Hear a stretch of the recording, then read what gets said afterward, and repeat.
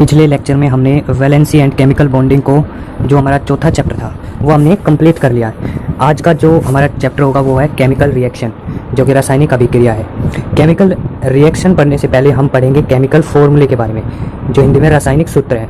जो तत्व, अणु, यौगिक को सरलतम रूप में प्रदर्शित करने के लिए रासायनिक सूत्रों का प्रयोग किया जाता है।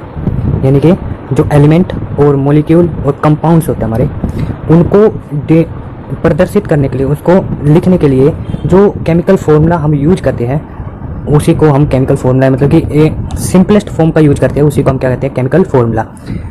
तो रासायनिक सूत्र यानी केमिकल फॉर्मूला किसी यौगिक या अणु में उपस्थित तत्वों, उनके परमाणु की संख्या यानी कि एटॉमिक नंबर और अनुपात तथा परस्पर संयोजन की प्रकृति को प्रतीकात्मक रूप से प्रदर्शित करते हैं।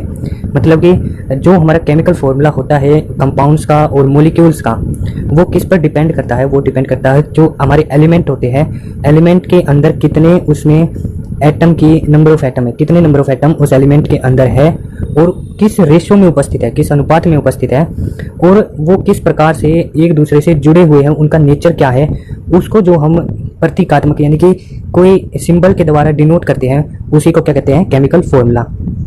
अगला पॉइंट है रासायनिक सूत्र में तत्वों के रासायनिक प्रतीक, सिंबल, जो संख्याएं, कोष्ठक, ब्रैकेट, कोमा, योजक चिन्ह, प्लस वियोजक चिन्ह, माइनस आदि प्रतीकों का प्रयोग किया जाता है। यानी कि रासायनिक जो केमिकल फॉर्मूला है, रासायनिक सूत्र है, तत्वों के रासायनिक प्रतीक, केमिकल सिंबल्स, मतलब कि उन एलिमेंट्स के केमिकल सिंबल होते हैं और उनकी संख्याएं भी हमें पता होती है, और कोष्ठक यानी ब्रैकेट्स वगैरह, कोमा लगाकर, या फिर योजक चिन्ह होता है पॉजिटिव और वियोजक होता है नेगेटिव साइन होता है, आदि प्रतीकों का प्रयोग किया जाता है। अगली एक टेबल है यौगिकों के सामान्य नाम एवं रासायनिक सूत्र, यानी कि common name and chemical formula of some compounds. हम कुछ कंपाउंड्स के कॉमन नेम और केमिकल फॉर्मूला पढ़ेंगे जो एग्जाम में सीधे पूछे जाते हैं। एक रो जो हमारे कॉलम है उसमें लिखा हुआ है जर्नल नेम यानी कि सामान्य नाम, दूसरे में लिखा हुआ है रासायनिक नाम, केमिकल नेम, और तीसरी कॉलम में लिखा हुआ है रासायनिक सूत्र यानी कि केमिकल फॉर्मूला। अब देखिए जल यानी कि वाटर, वाटर की इसका रासायनिक नाम, केमिकल नेम क्या होता है, हाइड्रोजन डाइऑक्साइड। हाइड्रोजन डाइऑक्साइड में 2 हाइड्रोजन और 1 ऑक्सीजन यानी कि H2O। Baking soda, sodium bicarbonate. Sodium bicarbonate का क्या फॉर्मूला होता है, सोडियम मतलब कि Na, और बाइक का मतलब आ जाएगा तो बाइक के और क्या आ जाएगा H, और कार्बोनेट CO3। इसी तरह से जो बेकिंग सोडा होता है वो हमारा खाना बनाने के लिए यूज होता है। जो धावन सोडा होता है, जो वॉशिंग सोडा कहते हैं जिसको हम, वो होता है सोडियम कार्बोनेट। इसमें क्या आ जाएगा, अब देखिए सोडियम Na2 और कार्बोनेट CO3। अब अगला है अनाज का एल्कोहल। अनाज का एल्कोहल यानी कि जो हमारे ग्रेन्स होते हैं, जो अनाज होता है खाने का, उसमें एल्कोहल जो होता है वो कौन सा एल्कोहल होता है, इथेनॉल होता है। इथेनॉल नाम का एल्कोहल होता है। इथेनॉल का फॉर्मूला होता है C2H5OH, क्योंकि देखिए C2H5 को हम इथेन डिनोट करते हैं, इथेन, और होल क्या आ गया हमारा OH। हाइपो का जो कॉमन नेम है वो किसका होता है, सोडियम थायोसल्फेट। सोडियम थायोसल्फेट का फॉर्मूला होता है Na2S2O3, यानी कि सोडियम के 2 एटम, और जो ये सल्फर होगा वो भी हमें 2 एटम, और जो ऑक्सीजन होगा वो कितने एटम होंगे उसमें 3। तो सोडियम थायोसल्फेट यानी कि हाइपो का क्या फॉर्मूला होगा, Na2S2O3। हास्य गैस जो कि हमें लाफिंग गैस के नाम से भी जाना जाता है, वो क्या है, नाइट्रस ऑक्साइड। नाइट्रस ऑक्साइड, इसका फॉर्मूला क्या होगा, नाइट्रस का मतलब नाइट्रोजन होगा तो N2, और ऑक्साइड का मतलब O, ऑक्सीजन, तो N2O क्या होगा इसका फॉर्मूला, लाफिंग गैस यानी कि हास्य गैस का, और इसका फॉर्मूला नाइट्रस ऑक्साइड। चूना जो होता है वो कैल्शियम ऑक्साइड होता है। कैल्शियम ऑक्साइड मतलब कि कैल्शियम Ca ऑक्साइड CaO। चूना पत्थर जो कि संगमरमर भी बोलते हैं हम उसको, वो कैल्शियम कार्बोनेट होता है। कैल्शियम कार्बोनेट, कैल्शियम मतलब Ca और कार्बोनेट मतलब CO3, तो CaCO3 चूना पत्थर का फॉर्मूला है। क्विक सिल्वर क्या होता है, क्विक सिल्वर मरकरी को कहते हैं क्विक सिल्वर, और इसका सिंपल सा फॉर्मूला है, ये एक एलिमेंट ही है Hg, इस मरकरी को डिनोट करते हैं HgC। Salt Peter potassium nitrate होता है। साल्ट पीटर क्या होता है, पोटासियम नाइट्रेट, ये पेपर में आ सकता है, ये सभी नाम इंपॉर्टेंट है। तो साल्ट पीटर क्या है, पोटासियम नाइट्रेट। पोटासियम नाइट्रेट का फॉर्मूला क्या होगा, K, तो पोटासियम को डिनोट करेगा और नाइट्रेट NO3 को, तो पोटासियम नाइट्रेट क्या होगा, KNO3। अब नमक क्या होता है, सीधा सोडियम क्लोराइड होता है जो NaCl से डिनोट करते हैं। और कास्ट स्प्रिट जो होता है वो क्या होता है, मिथाइल एल्कोहल होता है कास्ट स्प्रिट। कास्ट स्प्लिट क्या होता है, मिथाइल एल्कोहल। अब मिथाइल एल्कोहल का फॉर्मूला क्या होगा, मिथाइल के लिए CH3 और एल्कोहल के लिए OH। और एक होता अगला है शुष्क बर्फ, यानी कि ड्राई आइस। ड्राई आइस जो ठोस कार्बन डाइऑक्साइड होता है हमारा, वो होता है ड्राई आइस। जो ये कार्बन डाइऑक्साइड है उसको कंप्रेस करके उसको सॉलिड फॉर्म में कन्वर्ट किया जाता है गैस को, तो उसी को हम क्या कहते हैं, ड्राई आइस। इसका फॉर्मूला CO2 होता है, सिंपल सॉलिड फॉर्म में होता है। मार्स गैस, मार्स गैस कौन सी है, मीथेन। जो मार्स पर पाई जाती है वो गैस कौन सी है, मीथेन, जो मंगल ग्रह पर पाई जाती है। तो मीथेन, मीथेन का फॉर्मूला क्या होता है, CH4। सिरका, सिरका का क्या फॉर्मूला होता है, acetic acid. Acetic acid, acetic acid का फॉर्मूला होता है CH3COOH। एसिटिक एसिड का क्या फॉर्मूला हो गया, CH3COOH। एसिटिक का मतलब होता है कि जब किसी कार्बोक्सिलिक ग्रुप में ये जब हमारे 2 कार्बन मौजूद हो तो उसको हम एसिटिक कहते हैं। अगर हमारे पास 1 कार्बन मौजूद हो इसे कार्बोक्सिलिक एसिड में, तो हमारा वो होता है क्या, फॉर्मिक एसिड बोलते हैं उसको। तो सिर का क्या है, एसिटिक एसिड CH3COOH। रसायनों का राजा मतलब कि किंग ऑफ केमिकल्स, वो क्या होता है, सल्फ्यूरिक एसिड। सल्फ्यूरिक एसिड ये भी एक एसिड है, तो सल्फ्यूरिक एसिड का फॉर्मूला होता है H2SO4। लिथार्ज, लिथार्ज क्या होता है, लेड ऑक्साइड बोलते हैं। लिथार्ज को क्या बोलते हैं, लेड ऑक्साइड। लिथार्ज ये कॉमन नेम है और लेड ऑक्साइड इसका केमिकल नेम है। तो लिथार्ज क्या है, लेड ऑक्साइड। और लेड ऑक्साइड, लेड को हम किससे डिनोट करते हैं, Pb से करते हैं, और ऑक्साइड को O से, तो PbO। जंग, जंग आपको सभी को पता होगा, फेरस, फेरिक ऑक्साइड होता है। फेरिक ऑक्साइड होता है जंग का फॉर्मूला, और इसको हम डिनोट करते हैं Fe2O3 से। अगला जो हमारा टॉपिक है वो क्या है, रासायनिक सूत्र के प्रकार, यानी कि टाइप ऑफ केमिकल फॉर्मूला। हमने जो केमिकल फॉर्मूला होते हैं हमारे पास, वो कितने प्रकार के होते हैं। जो कंपाउंड होते हैं, यौगिक होते हैं, कि रासायनिक संरचना को विभिन्न रूपों में व्यक्त किया जा सकता है। मतलब कि कंपाउंड्स के केमिकल फॉर्मूला को हम अलग अलग रूप में व्यक्त कर सकते हैं। इसलिए किसी यौगिक यानी कंपाउंड के मुख्यतः 3 प्रकार होते हैं। 3 टाइप के कंपाउंड्स के केमिकल फॉर्मूला होते हैं। कौन कौन से, रासायनिक सूत्र के प्रकार क्या है, केमिकल फॉर्मूला के टाइप क्या है। नंबर 1 होता है एम्पेरिकल फॉर्मूला, जिसको हिंदी में बोलते हैं मूलानुपाती सूत्र। दूसरा होता है मॉलिक्यूलर फॉर्मूला, अणु सूत्र। और तीसरा होता है स्ट्रक्चरल फॉर्मूला, जो कि संरचनात्मक सूत्र होता है। सबसे पहले हम पढ़ेंगे एम्पेरिकल फॉर्मूला के बारे में।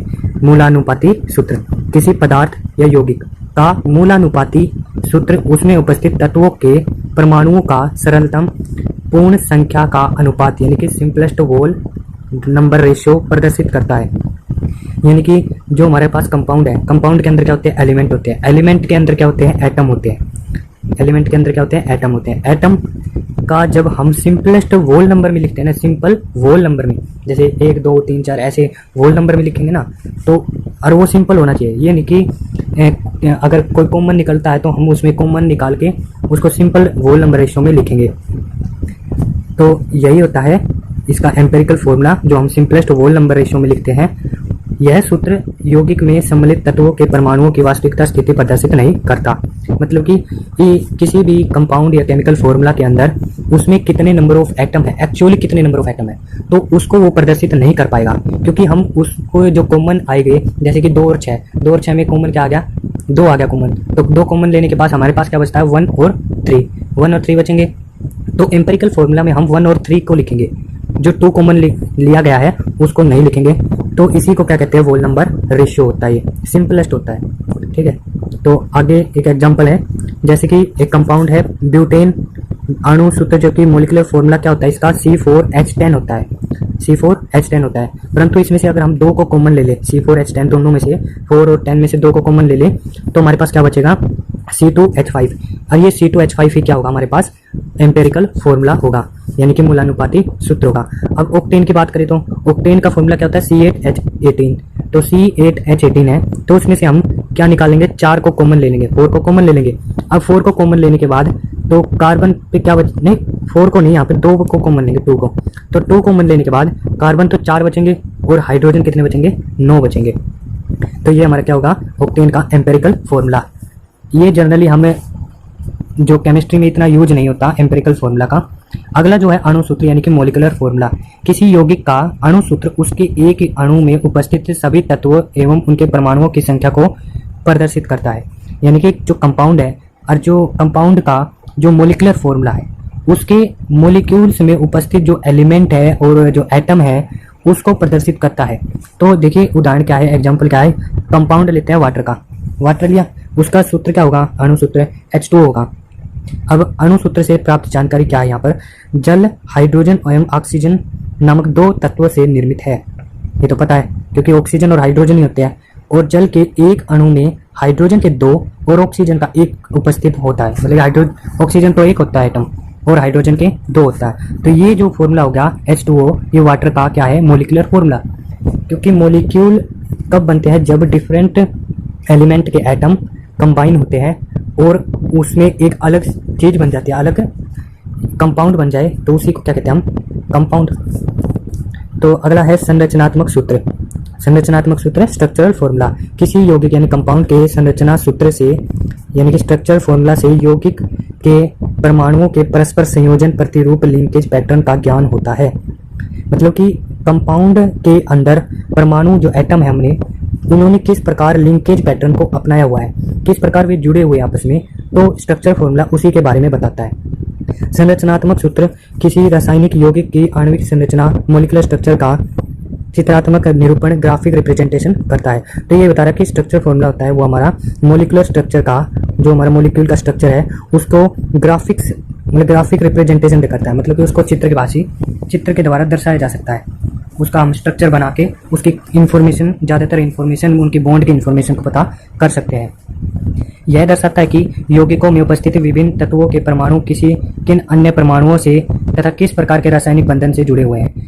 तो यही बताता है जो स्ट्रक्चर फॉर्मूला है, वो क्या बताता है कि कंपाउंड के अंदर जो एलिमेंट है, एलिमेंट के अंदर एटम है, वे एटम अन्य एटम से, अदर एटम्स होंगे, उनसे जो रासायनिक केमिकल बॉन्ड होंगे वो किस प्रकार से जुड़े होंगे, डबल होगा या फिर सिंगल होगा या ट्रिपल बॉन्ड होगा, किस प्रकार जुड़े होंगे, उसके बारे में केमिकल स्ट्रक्चर फॉर्मूला बताता है। किसी यौगिक के संरचना सूत्र को दो प्रकार से प्रदर्शित किया जा सकता है।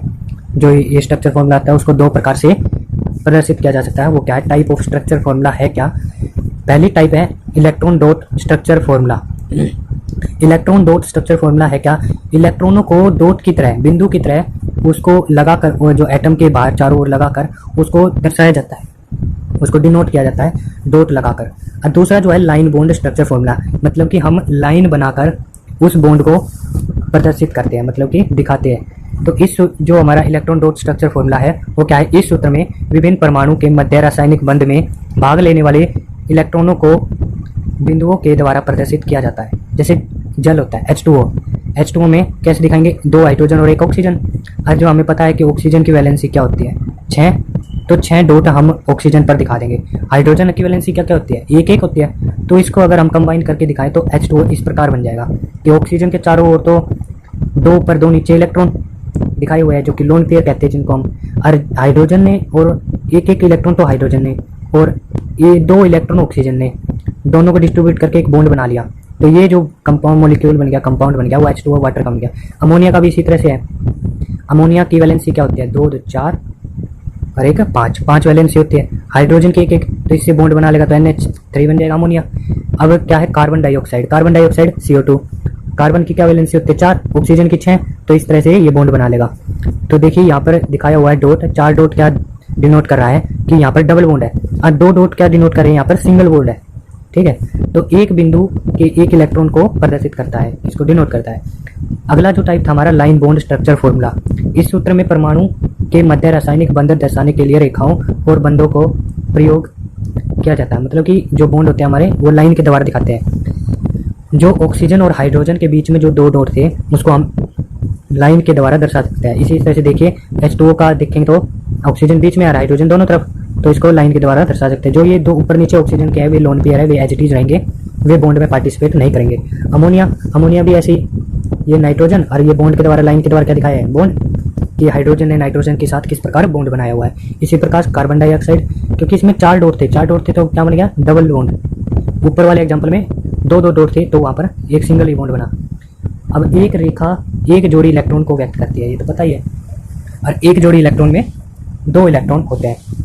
अगला हमारे पास केमिकल रिएक्शन टॉपिक है, केमिकल रासायनिक अभिक्रिया, यानी कि केमिकल रिएक्ट कैसे करती है। वह क्रिया जिसमें एक अथवा एक से अधिक रासायनिक पदार्थ परस्पर आंतरिक क्रिया करके स्वयं से भिन्न रासायनिक गुणधर्मों वाले पदार्थ उत्पन्न करते हैं। मतलब कि ये एक ऐसी प्रोसेस होती है जिसमें एक या एक से ज़्यादा केमिकल वो सब्सटेंस होते हैं, केमिकल या फिर मैटर बोल लीजिए, कोई भी बोल लीजिए, कंपाउंड बोल लीजिए, दो कंपाउंड लिए, वे रिएक्ट करके कोई अलग से रासायनिक क्रिया होके, मतलब केमिकल रिएक्शन होके उसके अंदर, और उसकी केमिकल प्रॉपर्टी से भिन्न, जैसे कि हमने दो एक से अधिक जो कंपाउंड लिए उनकी जो केमिकल रिएक्शन है उससे अलग एक हमारे पास प्रोडक्ट आएगा जिसकी जो केमिकल प्रॉपर्टी होगी वो पहले वाले कंपाउंड से डिफरेंट होगी, कंप्लीटली डिफरेंट होगी। वही क्या होती है? रासायनिक अभिक्रिया यानी कि केमिकल रिएक्शन।